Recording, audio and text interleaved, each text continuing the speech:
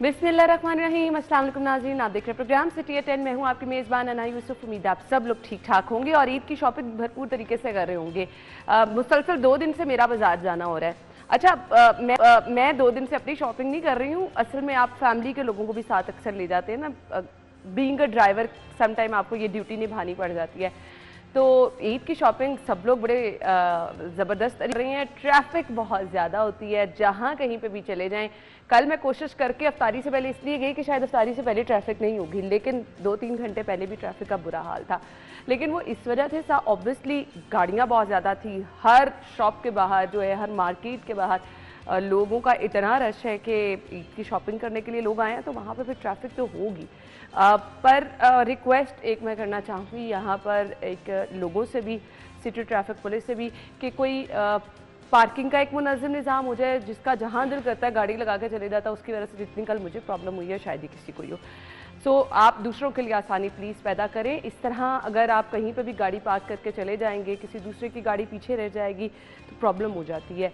हम फिर कहते हैं कि जी सिटी ट्रैफिक पुलिस कुछ नहीं करती, इंतज़ामिया कुछ नहीं करती। जहाँ कहीं अपनी गलती है प्लीज़ उसको ठीक करने की कोशिश करें, तो बहुत सारे मसाइल हल हो जाते हैं। हम प्रोग्राम के आगाज़ की तरफ चलेंगे जी। ख़बरों से आगाज़ हम करते हैं और इसके बाद हम चलेंगे जी अपने मेहमानों की तरफ। आमिर भाई मुसलसल मुझे देख रहे हैं, पता नहीं ईद की शॉपिंग की उन्होंने टाइम नहीं मिल सका, दफ्तर से छुट्टी नहीं मिली, उनसे पूछ लेंगे। लेकिन टॉप स्टोरी पहले मैं शेयर करती, फिर उधर चलेंगे। हाई कोर्ट के जजेस को धमकी आमेज खातूत मौसूल, CTD का मशकूक खतूत तहवील में लेकर तहकीकात का आगाज़।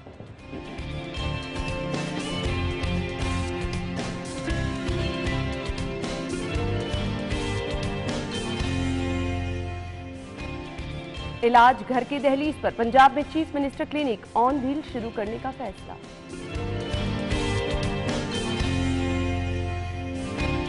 टूटी सड़कों की मुरम्मत का फैसला, बल्दियाती इदारों को ग्रीन सिग्नल मिल गया।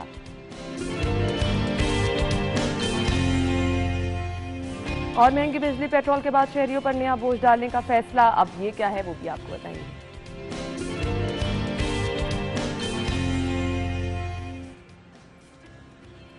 Welcome back. ये हैं खबरें। डिटेल्स के लिए हमारे सीनियर रिपोर्टर हसन अली और आमिर रजा खान साहब हमारे साथ मौजूद है। अस्सलाम वालेकुम। आमिर भाई आपसे आगाज़ कर लेते हैं। ईद की शॉपिंग कर ली? नहीं, ईद की शॉपिंग कर ली और ईद की शॉपिंग अल्हम्दुलिल्लाह रमज़ान से पहले की।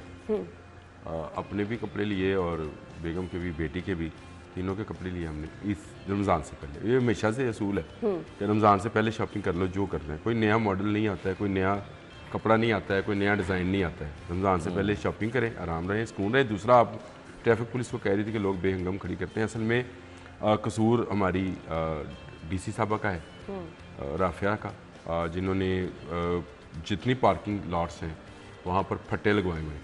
मैं तो यही कहूँगा इन्होंने लगवाए हुए हैं। मुझे नहीं ज़रूरत कहने की कि वो 80,000 रुपया पिछली दुकान वाले को देते हैं। आप क्रीम ब्लॉक मार्केट चले जाएँ, वहाँ तो सवाल ही नहीं पैदा होता, कोई वहाँ सारे फट्टे लगे हैं और इस एक महीने का वो 80-80 हज़ार रुपया किराया देते हैं। ईद के दिनों में गाड़ी पर आप इन दिनों में आप वहाँ पर खाने पीने वाले ठेले लगे हैं जहाँ पे पार्किंग होनी थी। वहाँ पे ये सारी पैंटों वाली और टी-शर्टों वाली और कपड़ों वाली दुकानें सजी हैं। पार्किंग कहाँ होगी? चले मैं शॉपिंग करने भी जाना चाहता हूँ तो कहाँ जाके करूँ? तो फिर मैं रोड पे गाड़ी खड़ी करूँगा। ट्रैफिक पुलिस का कसूर नहीं है उसमें। ट्रैफिक पुलिस तो वहाँ बेचारी वो तो लिफ्टर से लेके घूम रही होती है, वो उठा के उसको किसी एक आध गाड़ी को रख भी देती है अलामतन।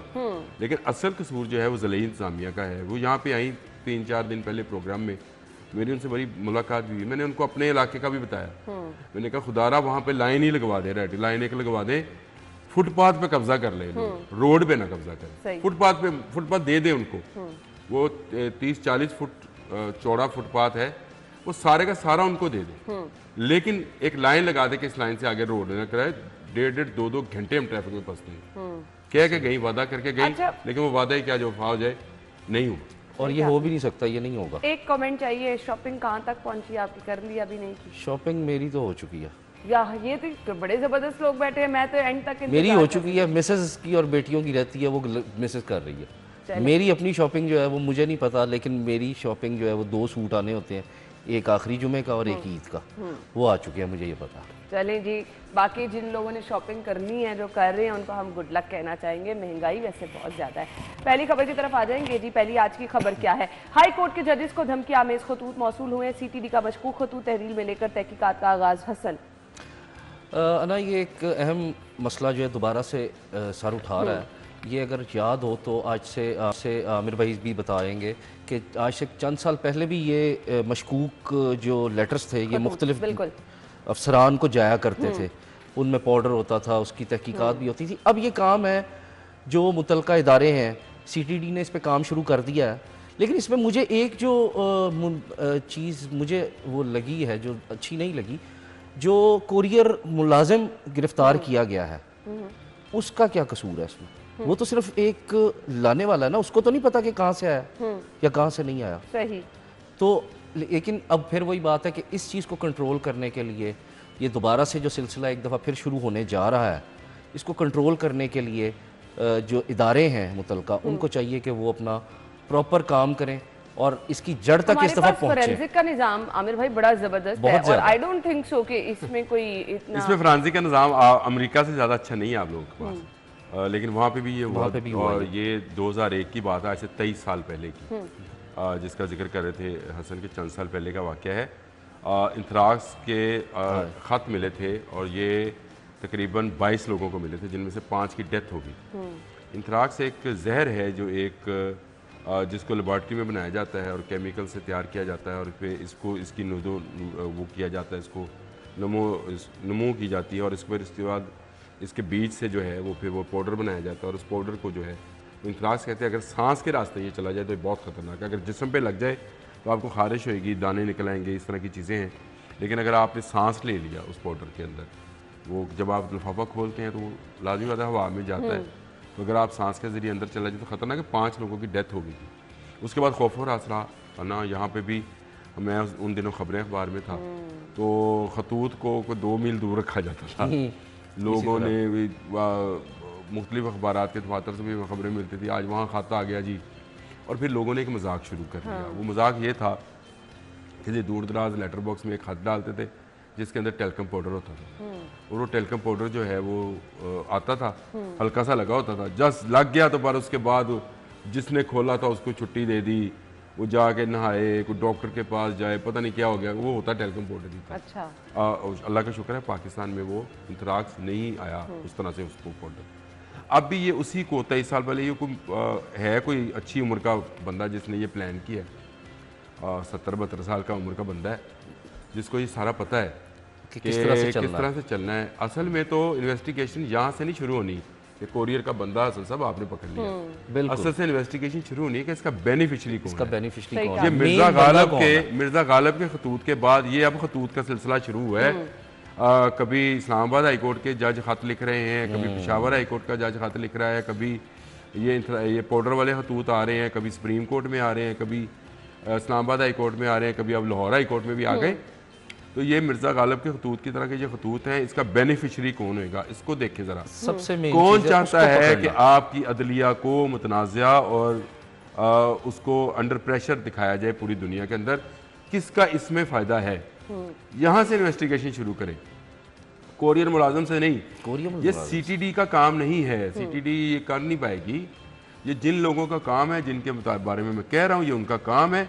यहाँ से अपना स्टार्ट करें कि ये इसका बेनिफिशियरी कौन हो सकता है, कौन चाहता है कि जजेस को गवर्नमेंट के खिलाफ, अदारों के खिलाफ खड़ा किया जाए, उनके साथ वकला को शामिल किया जाए और ईद के बाद तहरीक चलाई जाए, कौन ऐलान खराब किया जाए। अब ये खुले आम चीजें वाज़ेह हैं, बहुत वाज़ेह, आपके सामने स्क्रीन खुली पड़ी है। बिल्कुल सही कह रहे हैं। फिर आप कहते हैं जी कोरियर का मुलाजिम आपने पकड़ लिया, तो यहाँ से जो इन्वेस्टिगेशन शुरू होगी, मेरा नहीं ख्याल उसका अंजाम कुछ अच्छा होगा।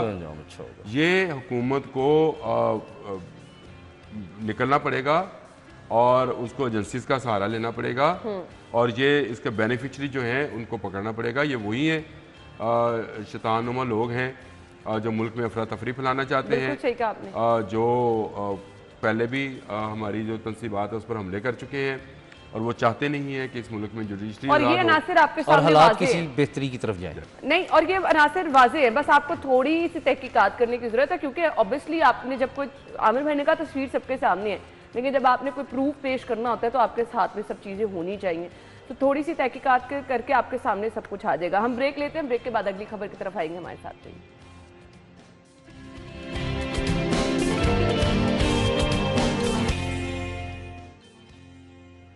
Welcome back once again. एक बार फिर से खुशामदीद कहेंगे। बड़ा अच्छा इकदाम उठाने जा रहे हैं अगर ये हो। और कुछ लोग जो वैसे ही सीएम साहिबा के दीवाने हैं, दिलदादा हैं, जिनको बहुत पसंद है, वो तो ये गाड़ी जो अभी मैंने देखी है ना, वो उस पर तस्वीर ही देख के आधे ठीक हो जाएंगे, उनका इलाज वहीं पे ही हो जाएगा।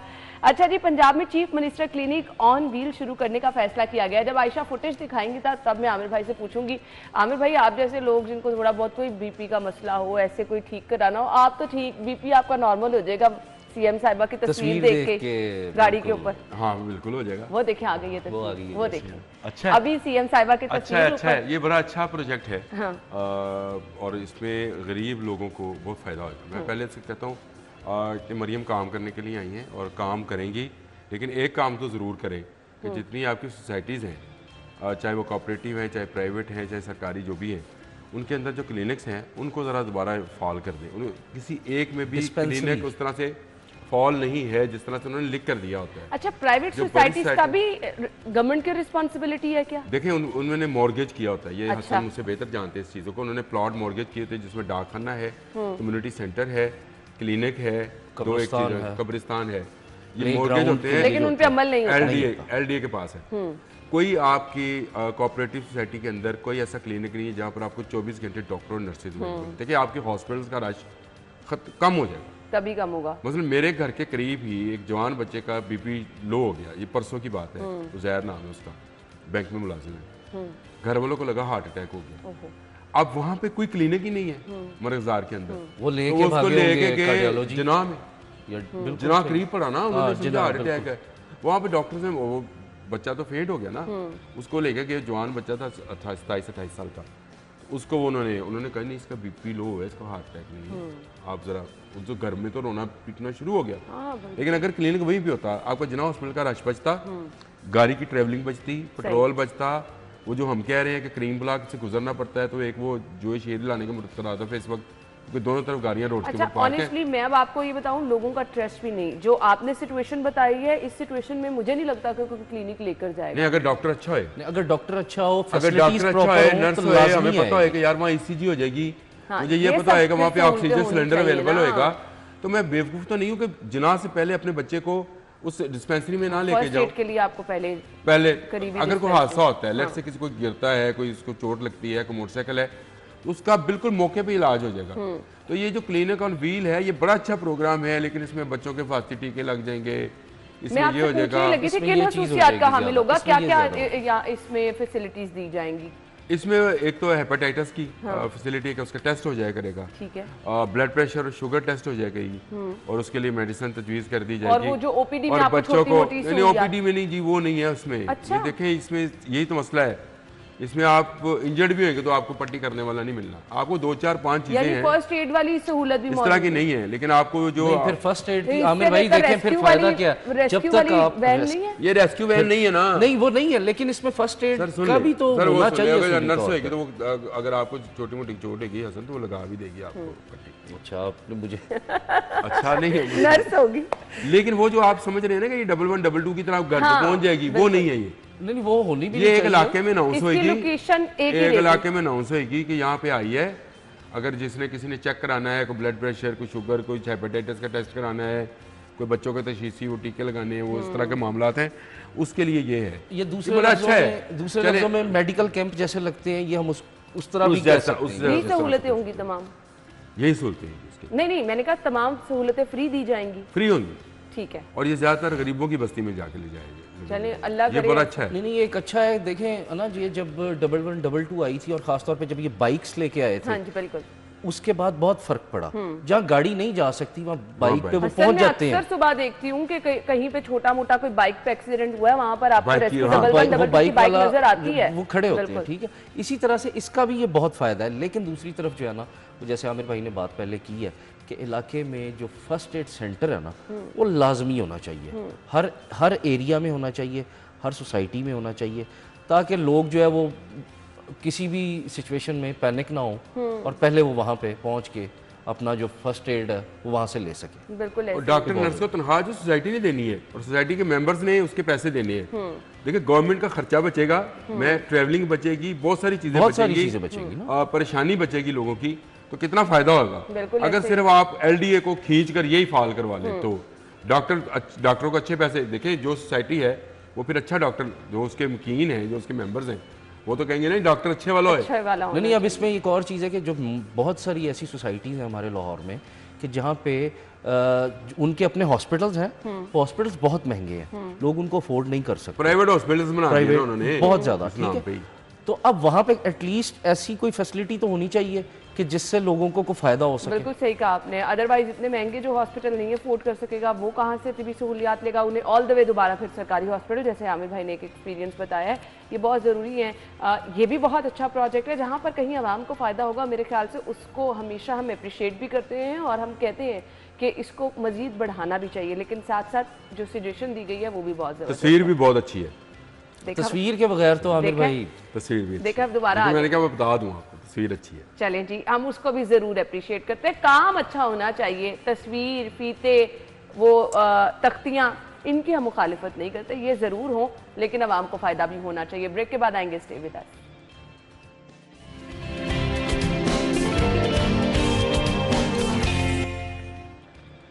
Welcome back. एक दरीना मसला है शहर का, अगर ये हल होने की तरफ जा रहा है तो मेरे ख्याल से बहुत अच्छा काम है जी। बल्दियाती इदारों को ग्रीन सिग्नल मिल गया है, टूटी सड़कों की मुरम्मत का फैसला किया गया है। टूटी सड़कों के साथ साथ मेरे ख्याल से टूटी गलियों की तरफ भी आने की जरूरत है, लेकिन ये कौन सी टूटी सड़कें हैं, सिर्फ पैच वर्क का काम किया जाएगा हसन?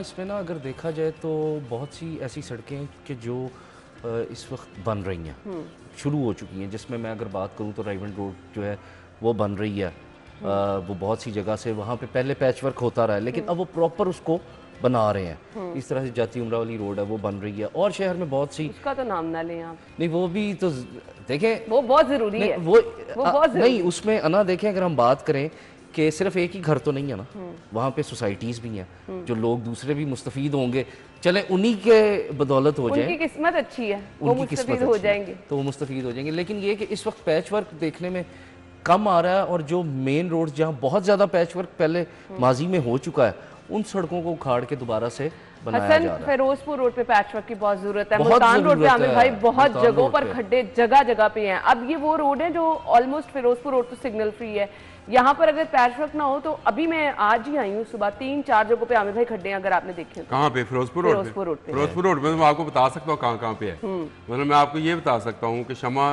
जो स्टॉप है, सही कह रहे हैं, उसमें जो पूरी वाली मशहूर दुकान है, उसके बिल्कुल बाहर खड्डा है। एग्जैक्टली उससे जरा आगे आए तो जो मेट्रो का स्टेशन है उसकी राइट साइड पे खड्डा है, तो मैं रोज गुजरता हूं, मैं अभी आई हूं वहां से। मॉडल टाउन अंडरपास में दाखिल ना हो और ऊपर रहे वहां तो पूरा एक बहुत बड़ा खड्डा है। एग्जैक्टली उससे जरा आगे चले जाए तो मेट्रो स्टेशन के साथ एक खड्डा है राइट साइड के ऊपर, तो मैं आपको खड्डे गिनवा सकता हूँ। कज़ाफी स्टेडियम के गेट के बाहर 2 जगह पे रोड इस तरह से स्लिप मारती है और वो वहां से बैठ गई हुई है। आप कल अगर गुजरे वहां से तो असल देखिएगा। बिल्कुल। मुझे ये बताएं, अगर मैं एक आम आदमी हूँ, लाहौर कॉलेज यूनिवर्सिटी के बाहर रोड खोदी थी इन्होंने, कोई वहाँ पे भी खड्डा मौजूद है, चलो मैं उसका भी बता दूँ, जिक्र कर दूँ साथ में।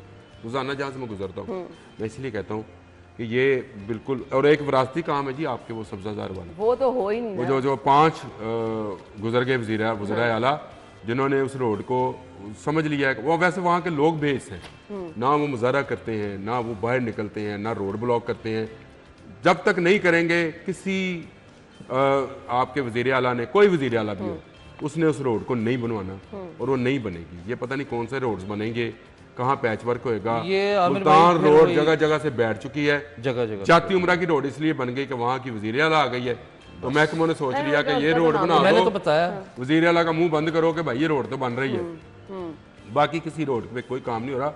आपने गलियों की बात की थी, तो गलियों पे भी पूरा प्रोजेक्ट है जिसमें उन्होंने कहा जी कि मरियम औरंगजेब की निगरानी में टफ टाइल्स लगेंगी और वो गलियां दोबारा बन जाएंगी। गलियों की किस्मत जागी मुझे नहीं पता, ये मुझे तो क्योंकि मैं गुजरते हुए देखता हूँ तो अक्सर सब्जाजार की हर गली टूटी पड़ी है, कोई इसको बनाने वाला नहीं है। माजी में जो हुकूमत रही वो तो तब्दीली वाली हुकूमत थी, लेकिन वो तबाही बर्बादी फेरने के अलावा कुछ नहीं करके गई। ये सब्जाजार लियाकत चौक से जो रोड जा रही है टूवर्ड्स स्कीम मोड। ये रोड्स का जो प्रोजेक्ट है ये पिछले 5-6 साल से इसी तरह से है, उसमें 5-6 वज़रा गुजर चुके हैं, कोई इसकी तरफ तवज्जो नहीं देता। मुझे बताएं तो फिर ये खबर ही है, सिर्फ इसको खबर कहा जाएगा? मैं इसको ये नहीं समझता कि ये बहुत बड़ी खुशखबरी है। ग्रीन सिग्नल मिल गया, आप जाने दे, अब इतनी भी मायूसी की बातें ना किया करें, अगर कहा गया तो होगा ना।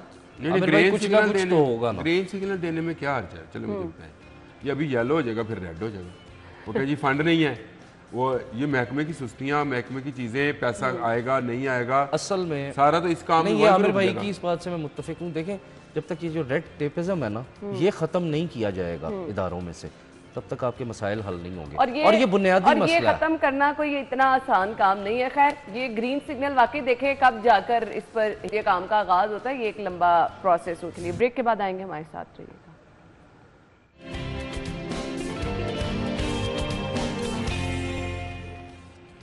खुश आमदीद आपको एक बार फिर से कहेंगे। अच्छा जी, पेट्रोल महंगा हुआ, बिजली महंगी हुई, इसके बाद अब हुकूमत फी घर 50 से 500 रुपए तक कूड़ा टैक्स लगाने को तैयार है। आमिर भाई, 5 से 50 हज़ार नहीं हो सकता किसी तरीके से, ये बहुत ही कम है और ये ना होने के बराबर है। मुझे लगा आप मुखालफत करेंगे। नहीं, मैं क्यों मुखालफत करूंगा जी? मैं जिस जगह से गुजर के आता हूँ वहाँ पे कूड़ा, मैं हसन से ही प्रोग्राम शुरू होने से पहले बात कर रहा था, इस तरह से वो ड्रम पड़े हैं ना, उसके ऊपर से इस तरह फैलाते हैं जैसे वो क्या कहते हैं, वो बेले नहीं देते नोटों की, पक्के चकने से नोट मारते पंजाबी। घरों से लोग फेंकते, लोग घरों में से निकल कर मोटरसाइकिल पर आते हुए ऐसे फेंकते हैं, ऐसे खिलाते हैं। उन्होंने करो यार जुर्माना, उन्होंने नाल 50 कोड़े मारो, नाल उन्होंने 5-5 साल कैद दो। असल में ना हमारे इतनी गंदगी, इतनी, जिसको निस्फ ईमान कहा गया, यानी ये हम निस्फ ईमान के। है मेरे पास, वाइंड अप करना मुझे। मेरे हसन से बात कर। देखें, जब आपको पता है कि ई चलान शुरू हुए थे, लोगों ने उसको फॉलो किया। जब तक हम वो उस माशरे में रहते हैं कि जब तक सख्ती ना की जाए ना, तब तक हम अच्छा ये कूड़ा टैक्स लगा दे, चले मैं भी इस हक में हूँ, अगर सफाई हो जाती है, उसके बाद कौन यकीनी बनाएगा? अगर किसी गली मोहल्ले के आपको साइड में जो कूड़ा करकट पड़ा नजर आ रहा है, वो फिर कोई घर से आके फेंक रहा है या फिर टीम उठा के नहीं लेके जा रही, ये बड़ा एक मुसलसल घर से आके फेंक रहे हैं। मेरे ख्याल से इस पर हम प्रॉपर एक शो करेंगे। थैंक यू सो मच, आप लोगों का शुक्रिया। हेडलाइंस के बाद आते हैं।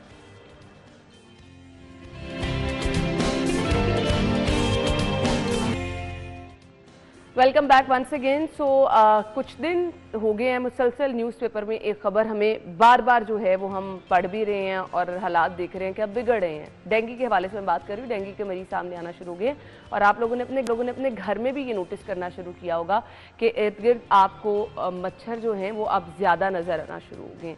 एहतियात बहुत ज़रूरी है, ख़ास तौर पर बच्चों के लिए, बड़ों के लिए, बूढ़ों के लिए एहतियात इसके लिए बहुत ज़्यादा ज़रूरी है।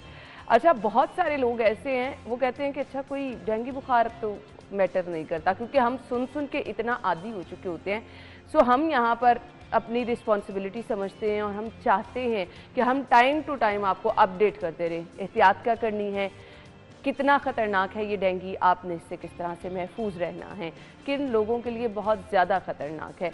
सो इस टॉपिक पे बात करने के लिए हमारी मेहमान डॉक्टर सोमिया इक़्तिदार साहिबा इंटरनल मेडिसिन स्पेशलिस्ट हैं। वेलकम कहेंगे। अस्सलाम वालेकुम डॉक्टर। वालेकुम अस्सलाम। थैंक यू सो मच, बहुत बहुत शुक्रिया डॉक्टर साहब आपके वक्त के लिए।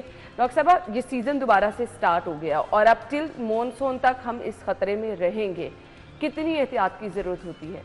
एहतियात तो सारा साल ही ज़रूरत है, क्योंकि मच्छर बहुत सियाना हो गया है और वो अब अडेप्ट कर गया है हमारी एनवायरनमेंट के साथ। और अभी आपने देखा होगा कि अप्रैल हो गया है, लेकिन मौसम जो है वो टेम्परेट सा ही है, बारिश हो जाती है, कभी कभी हवा चलने लग जाती है।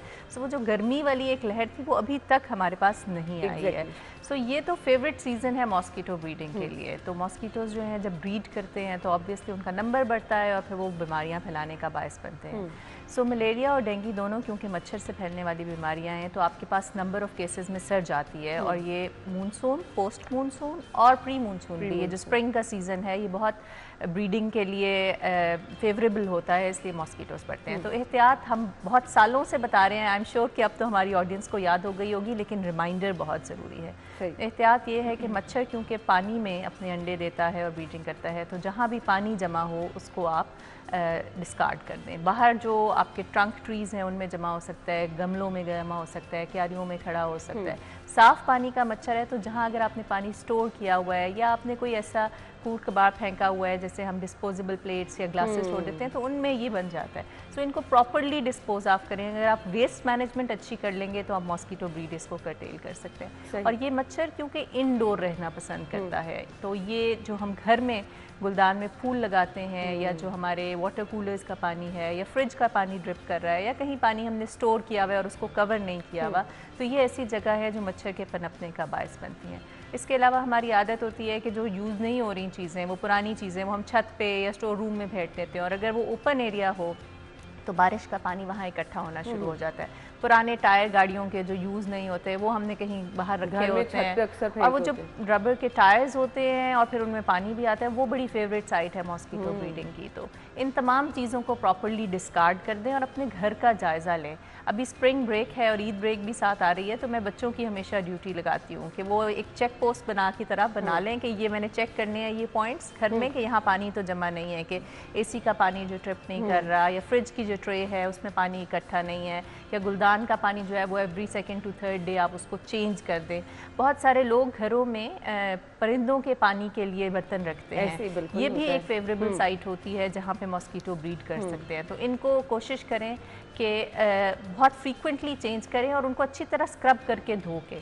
फिर कब्रिस्तानों में बहुत लोगों ने जो है आपने देखा कि वो पानी के बर्तन रखे होते हैं। स्कूल्स में अक्सर हम देखते हैं कि इस तरह स्कूल्स में बाहर या ऊपर छतों पर होता है, तो वो जो बच्चे स्कूल जा रहे हैं उनके लिए भी बहुत ज़्यादा केयर की जरूरत जो कंस्ट्रक्शन साइट्स हैं वो बहुत इंपॉर्टेंट हैं, जो हमारे जंक यार्ड्स हैं वो बहुत इंपॉर्टेंट है। ये वो निगलेक्टेड एरियाज होते हैं जहाँ जनरली लोग सर्वे नहीं कर रहे होते हैं कि क्या हो रहा है, इतने पानी इकट्ठा हो जाता है। और बारिश आपने देखा कैसे पॉकेट्स में हो रही है, हर चौथे पांचवें दिन जो है वो बारिश थोड़ी सी हो जाती है, और बारिश का पानी जहाँ जहाँ इकट्ठा होता है वहाँ मॉस्किटो की ब्रीडिंग होती है। इसके अलावा कुछ पर्सनल भी आप प्रोटेक्शन कर सकते हैं, ये तो मॉस्किटो ब्रीडिंग के हवाले से है। उसमें ये है कि ये अर्ली मॉर्निंग जब तुलुए आफ्ताब होता है और जब एंड पे गरूब आफ्ताब होता है, ये उसके मच्छर के फेवरेट बाइटिंग टाइम्स हैं, तो वो अपनी खुराक की तलाश में उस वक्त फिर रहा होता है, सो वो बाइट करता है इस टाइम के ऊपर। तो अगर आप अर्ली मॉर्निंग वॉक करते हैं या शाम को लोग पार्क में वॉक करते हैं या खेलने जाते हैं, तो ज़रूर एहतियात करें, मॉस्किटो रिपेलेंट्स का इस्तेमाल करें, फुल आस्तीन के कपड़े पहने, बच्चों को शॉर्ट्स ना पहनाएं, उनको कवर्ड रखें ताकि वो बाइट को प्रोटेक्ट कर सके। और इसका ये मतलब नहीं है कि इसने सिर्फ सूरज की घड़ी को देख के सूरज के साथ ही काटना है, सारा दिन भी बाइट करता है, लेकिन पीक बाइटिंग टाइम ये होता है, तो इस वक्त ज़रूर एहतियात करें। छोटे बच्चों को मॉस्किटो रिपेलेंट्स, और बार बार अगर आप वज़ू कर रहे हैं या नहा रहे हैं तो मॉस्किटो रिपेलेंट को रीअप्लाई कर लें, क्योंकि ये 6 से 8 घंटे ही इसका असर होता है और फिर इसको दोबारा रीअप्लाई करने की ज़रूरत होती है। इसके अलावा बाहर मौसम बहुत अच्छा है, लोग बाहर शाम में बैठना पसंद करते हैं, छत पे सोना पसंद करते हैं आजकल, तो उस वक्त आप मच्छरदानी का इस्तेमाल करें, मैट का इस्तेमाल, कॉयल का इस्तेमाल करें, ताकि मच्छरों को काटने से बचा जा सके। डॉक्टर साहब, मलेरिया भी क्या उतना ही खतरनाक है? क्योंकि हम कुछ लोगों को देखते हैं ना जो डेंगू को भुगत चुके हैं, वो खौफजदा भी हैं, लेकिन मलेरिया लोगों को लगता है कि अच्छा सिर्फ बुखार ही होता है मच्छर के। मलेरिया भी बहुत ख़तरनाक है, और मलेरिया जो है वो दिमाग में भी सेरेब्रल मलेरिया भी कर सकता है। डिफरेंट टाइप्स की मलेरिया के ऑर्गेनिजम्स हैं जो करते हैं, और एक ख़तरनाक बीमारी की शक्ल इख्तियार कर सकता है। अनफॉर्चुनेटली पाकिस्तान में इतने सालों से मलेरिया कंट्रोल प्रोग्राम चल रहा है, लेकिन हम अभी भी मलेरिया पे काबू नहीं पा सके हैं, और बहुत दुनिया में कुछ ही कंट्रीज़ रह गई हैं जहाँ मलेरिया पाया जाता है, और मलेरिया की दवाइयों के ख़िलाफ़ रेजिस्टेंस भी डेवलप होता जा रहा है, वो उस पर कारगर साबित नहीं होती। तो मलेरिया की तशख़ीस ज़रूर हॉस्पिटल में जाके कराएं और प्रॉपर डॉक्टर से इसका इलाज कराएं। ये जो हम घर में हर बुखार को टाइफाइड, मलेरिया, डेंगू समझ के खुद ही मेडिसिन ले लेते हैं, इसको अवॉइड करें। हर बीमारी के टेस्ट मुख्तलिफ हैं और उनका तरीका इलाज मुख्तलिफ। डॉक्टर साहब, कुछ सिम्टम्स बता दें, क्योंकि अगर मुसलसल बुखार रह रहे हैं हम 1-2 दिन तो घर में ही देख लेते हैं कि अच्छा जी आम सी दवाई एक ले लें, तो बुखार अगर टूट जाए तो ठीक है, डॉक्टर पे जाने की ज़रूरत नहीं है। सो क्या सिम्टम्स हैं मलेरिया के कि आपको इस सिचुएशन में तो जाना ही जाना है डॉक्टर के पास? देखिए, डेंगू और मलेरिया दो ऐसी बीमारियां हैं जो मच्छर के फैलने से बढ़ती है। दोनों बुखार के साथ शुरू होती हैं, लेकिन मलेरिया का बुखार साइक्लिकल होता है। जो डेंगू का बुखार है वो यूजुअली कंटिन्यूअस पैटर्न में होता है। दोनों हाई ग्रेड फीवर के साथ प्रेजेंट करते हैं। मलेरिया के साथ बहुत ज़्यादा सर्दी और कांपना जो है वो देखा जाता है, जबकि डेंगू के साथ आपको आँखों के पीछे दर्द, सर में शदीद दर्द, पट्टों और जोड़ों में दर्द ज़्यादा प्रोमिनेंट होता है, और डेंगू में रैश भी आ सकता है। दोनों पेशेंट्स के अंदर ब्लीडिंग के चांसेस होते हैं। तो जो इनिशियल आप दवाई लें किसी भी बुखार के लिए, अगर आपको तशख़ीस नहीं हुई तो मैं वो बताती हूँ कि वो सादा पैनाडोल पैरासीटामोल का इस्तेमाल करें। 1 से 2 दिन आप घर में पैरासीटामोल पैनाडोल का इस्तेमाल कर रहे हैं, लेकिन अगर आपका बुखार नहीं टूट रहा और आपको उसके साथ शदीद जिस्म में दर्दें हैं, पेट में शदीद दर्द है, उल्टी या मतली की कैफियत है, जिस्म के किसी हिस्से से खून आया है, या आपको खड़े होने से चक्कर आ रहे हैं, आंखों के आगे अंधेरा आ रहा है, तो ये ख़तरे की अलामात होती हैं। इस सूरत में आपको फ़ौरन हॉस्पिटल के अंदर रिपोर्ट करना चाहिए ताकि आपकी तशख़ीस हो सके कि क्या ये मलेरिया है, क्या ये टाइफॉइड है, क्या ये डेंगू है। हेपेटाइटिस के मरीज़ भी बुखार और उल्टी और मैदे की तकलीफ़ के साथ, और हेपेटाइटिस के भी आजकल बहुत पेशेंट्स आ रहे हैं। रिसेंटली मैंने बल्कि पॉइंट आउट भी किया कि हमारे पास हेपेटाइटिस ई का एकदम से जो है नंबर हमने देखा कि बढ़ गया है।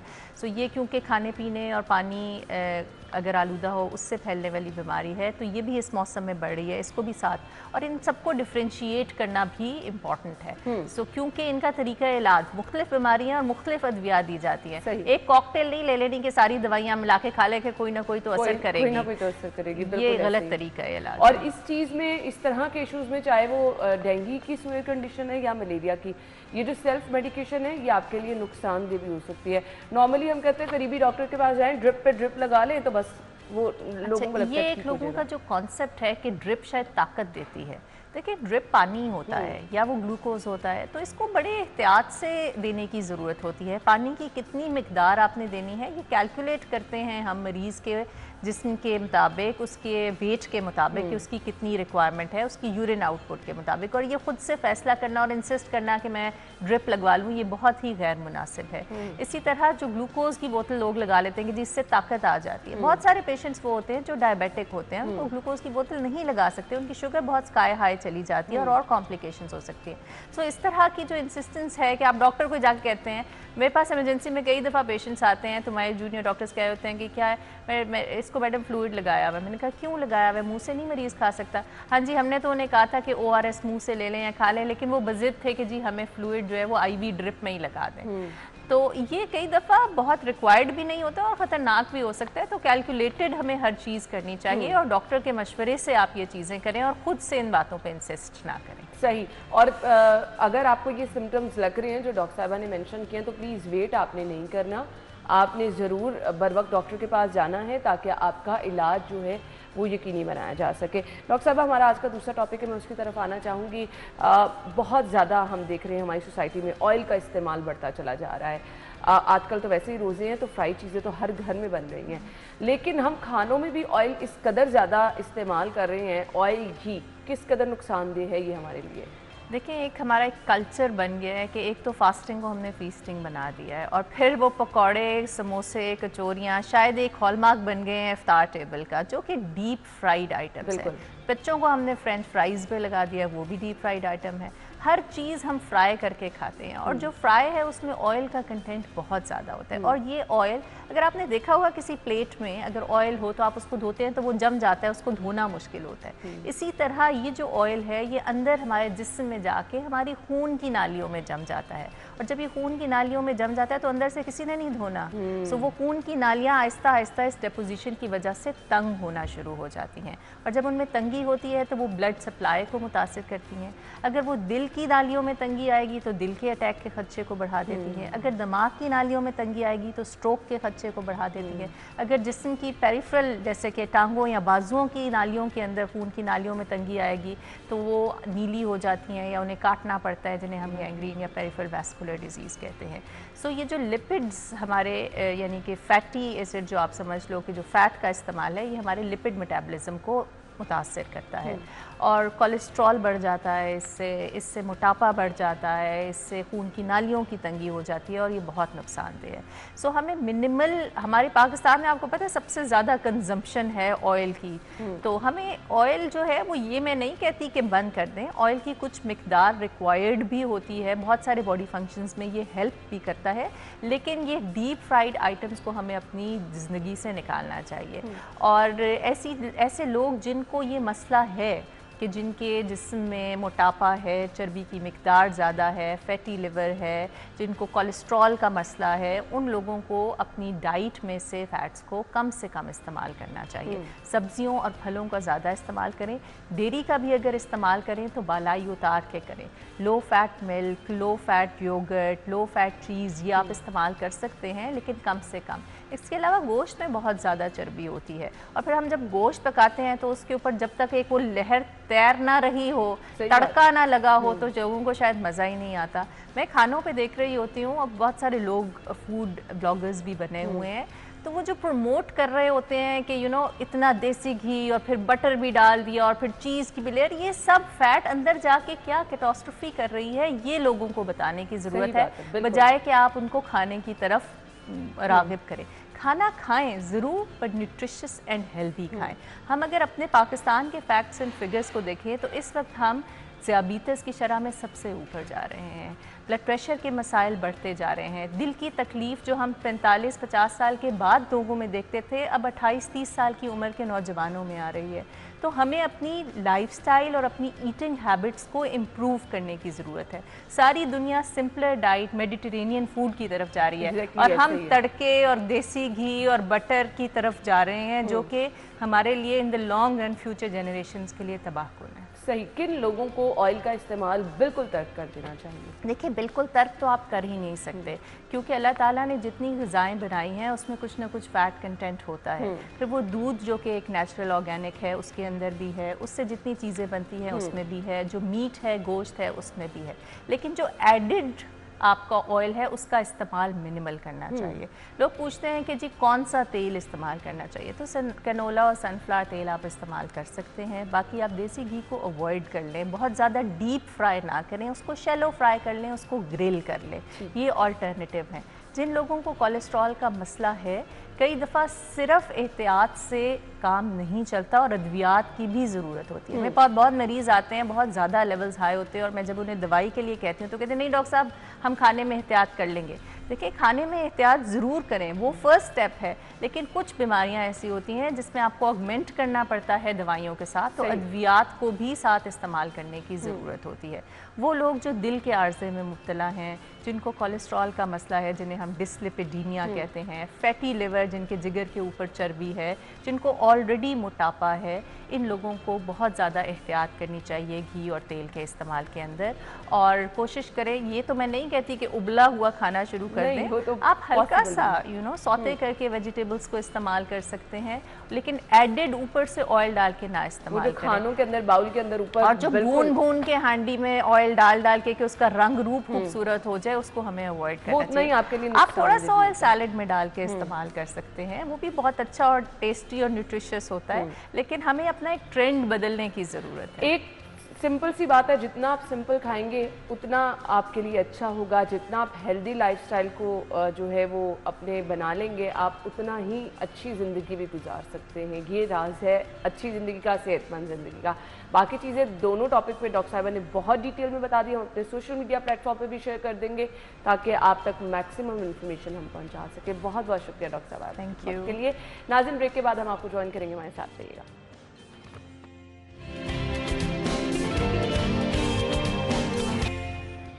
एक बार फिर से खुशामदीद कहेंगे। ब्रेक से पहले डॉक्टर सोमी इक़्तिदार साहब हमारे साथ मौजूद थी, खासी डिटेल में डिस्कशन की।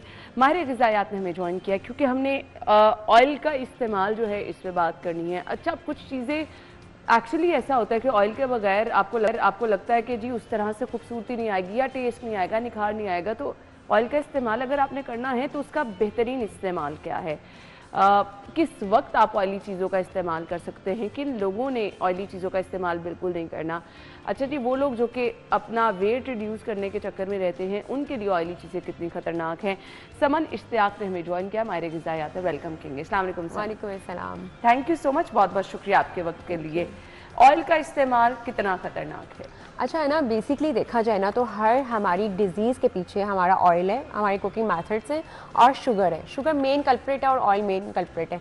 एक्चुअली हमारे यहाँ पे ट्रेंड है कि एक तो खाना हमने पकाना है तो प्रॉपर हम उसको भूनते हैं, सारी चीज़ें करते हैं, और ऑयल का भी बहुत ज़्यादा इस्तेमाल किया जाता है। तो डिपेंड करता है कि आप कौन सा कुकिंग ऑयल जो है उसको प्रेफर कर रहे हैं, घी में बना रहे हैं, देसी घी में बना रहे हैं, ऑयल ले रहे हैं, कौन सी टाइप का ऑयल ले रहे हैं, ये बहुत डिपेंड करता है। सही। सो आपकी सिलेक्शन जो है सबसे पहले मैटर करती है। अच्छा जी, इसके बाद आजकल वाला अगर सिनेरियो हम देख लें, ऑयली चीज़ें ही हर घर में बन रही हैं। सो ये ऑयली चीज़ें, साथ ही हम कुछ ड्रिंक भी ले लेते हैं क्योंकि मौसम ऐसा, सारा दिन आपने रोज़ा रखा होता है और उसके बाद आप ठंडा गर्म साथ साथ सब कुछ खाए जा रहे हैं।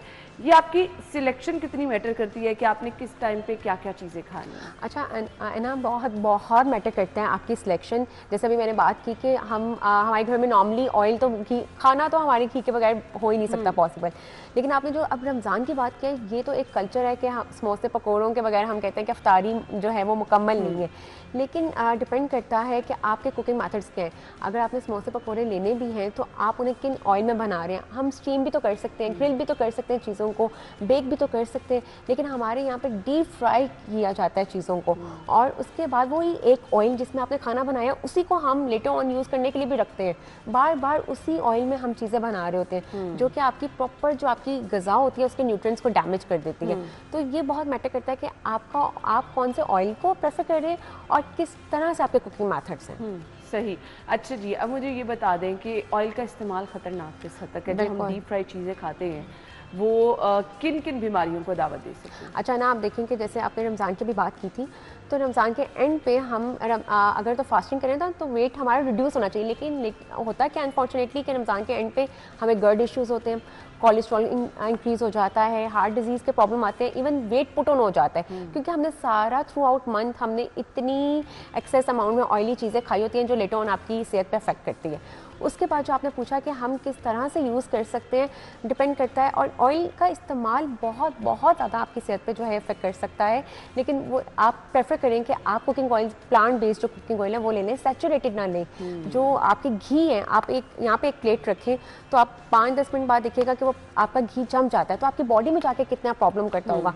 तो आप कुकिंग ऑयल्स जो हैं, ऑलिव ऑयल आप प्रेफर कर सकते हैं, पाम ऑयल आप प्रेफर कर सकते हैं, कैनोला ऑयल जो है, हेल्दी ऑप्शंस की तरफ जा सकते हैं आप। सही।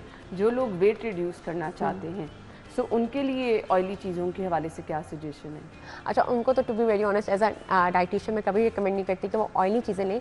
अगर उनका बहुत दिल करता है कि उन्होंने कोई चीज़ें लेनी है तो वो फिर ग्रिल कर लें, चीज़ों को स्टीम कर लें, बेक कर लें, या नॉन स्टिकी पैन्स हैं अवेलेबल मार्केट में, आप उनमें लेस ऑयल में बनाकर आप उसमें चीज़ें कर सकते हैं। सही। अच्छा जी, मुझे ये बता दीजिएगा कि अगर हम मुसलसल ऑयली चीज़ों का इस्तेमाल कर रहे हैं तो आपकी हेल्थ कितनी मुतासर होती है उससे? अच्छा ना, बेसिकली ऑयल से ही आपका कोलेस्ट्रॉल इंक्रीज होता है, ऑयल से ही आपको मोटापा होगा, ऑयल से ही आपका फैटी लिवर प्रॉब्लम होगा, ऑयल से ही आपको जो हार्ट स्ट्रोक की सारी मेन जो प्रॉब्लम्स हैं वो आपके ऑयल से ही होती है। जितना आप एक्सेस अमाउंट में अनहेल्दी ऑयल लेंगे, अपनी बॉडी में डालेंगे, उतना आप मुख्तलिफ डिजीज़ की तरफ जाएंगे। इक्वली बच्चों बड़ों के लिए सबके लिए उतना ही नुकसानदेह, क्योंकि हम कहते हैं बच्चों के लिए तो हेल्दी चीज़ें होनी चाहिए। बच्चों को आप डीप फ्राई करके अगर बना के दे रहे हैं या कोई भी ऐसी चीज़, आपको लगता है बच्चों के लिए उतना नुकसान नहीं है? ना, आप देखें कि अगर बच्चे आजकल बहुत जंक फूड की तरफ रुझान उनका हो गया है और वो खा रहे होते हैं, जंक फूड ले रहे हैं, डीप फ्राई पकौड़े समोसे ये ले रहे हैं बाहर का, क्योंकि घर में तो आप अपनी आंखों के सामने आप बना लेते हैं। जो पेरेंट्स हैं, मदर्स हैं, वो कुकिंग ऑयल अपने आंखों के सामने वो कर लेती हैं, बना लेती हैं। बाहर आपको नहीं आइडिया होता कि आपका जो ऑयल है वो हाइजीन है भी या नहीं, कितनी बार उसको इस्तेमाल किया गया है, ये सारी चीज़ें। तो वो बच्चों के लिए भी उतना ही वो जो है अफेक्ट कर सकते हैं उनकी डाइट पे, उनकी सेहत पे, क्योंकि ऑयल का एक गलत तरीके से इस्तेमाल करना वो आपकी सेहत पे ओवरऑल अफेक्ट करता ही करता है। अच्छा, देसी घी का इस्तेमाल क्या सेफ है? बिल्कुल है ना, देसी घी नेचुरल तौर पे ना ऑर्गेनिक है। अगर घर से बनाओ, घर में आप बटर बना लें या घर का आप देसी घी निकालें तो वो ज़्यादा हेल्दी ऑप्शन है कि आप उसको बाहर से जो प्रोसेस चीज़ें हैं, रिफाइंड है, क्योंकि हमारी जितनी भी पैकेज चीज़ें आती हैं वो रिफाइंड है, वो प्रोसेस की गई हैं, उसमें वो न्यूट्रिएंट्स नहीं है जो बच्चे को ज़रूरत है या एडल्ट को ज़रूरत है।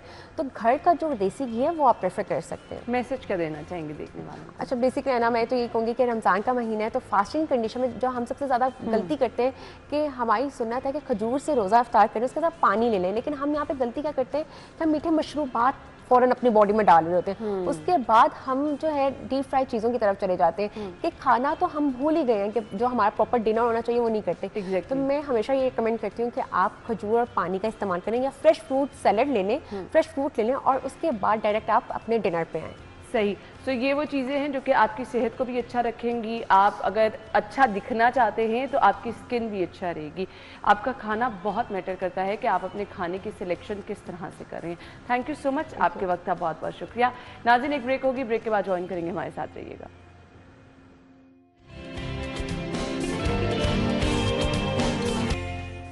Welcome back once again. नाज़रीन, प्रोग्राम के हिस्से में जी हम आपको बताएंगे जी आज के भाव। और हम हर रोज़ देखते हैं रेट लिस्ट में बड़ा उतार चढ़ाव होता है, लोग परेशान रहते हैं। वैसे भी ईद के पास हम देख रहे हैं कि कीमतें बढ़ाई जा रही हैं।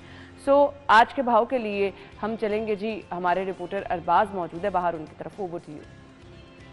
अनाज सब्जियों की कीमतों के अंदर उतार चढ़ाव का सिलसिला जारी है। माह रमज़ान में भी सब्जियां सरकारी रेट लिस्ट के बरक्स मिलने की वजह से शहरियों को खासी परेशानी का सामना करना पड़ रहा है।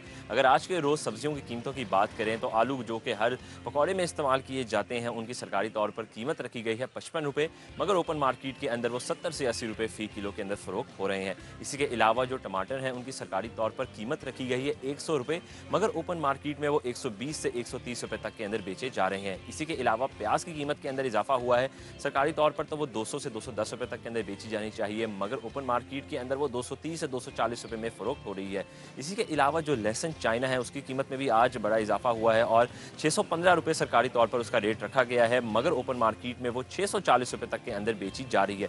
इसके अलावा अगर मजीद मैं कुछ सब्जियों की बात करूँ, जो लहसुन देसी है उसका सरकारी निर्ख जो है वो आज के रोज़ 245 रुपए मुकर्रर किया गया है, मगर ओपन मार्केट में वो 270 रुपए तक के अंदर शहरियों को बेचा जा रहा है। और इस मजीद सब्जियों की कीमतों की बात करें तो जो मेथी है उसकी सरकारी तौर पर कीमत रखी गई है 43 रुपये, मगर ओपन मार्केट में वो 50 से 60 रुपये तक में फ़रोख्त हो रही है। यहाँ पर आने वाले जितने भी खरीदार हैं उनका यही कहना है कि माह रमज़ान में ही कम अज़ कम ज़िला इंतज़ामिया जो है वो सरकारी रेट लिस्ट के ऊपर इतलाक़ को यकीनी बनाए, ताकि उनके लिए गोश्त के बाद सब्जियों को भी अपने साथ लेकर जाना आसान से आसान हो सके।